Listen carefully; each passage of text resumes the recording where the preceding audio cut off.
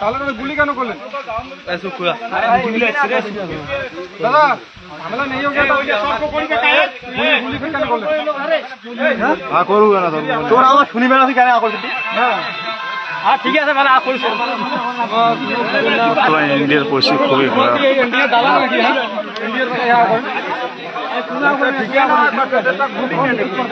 ও দাদা আপনারা বলতেছেন ঝামেলা ঝামেলা আমরা করি না, আপনাদের পাবলিকের সাথে আমাদেরও মেলামেশা ভালো, তাহলে আপনারা গুলি কেন করলেন? মানে গুলি করছেন দাদা, তো ঝামেলাটা লাগছে দাদা। 1 মিনিট আমার কথাটা বুঝুন, আপনারা গুলি আপনারা গুলি করছেন তার আগে কোনো ঝামেলা হয়েছে এখানে? আপনারা আমাদের গুলি করেন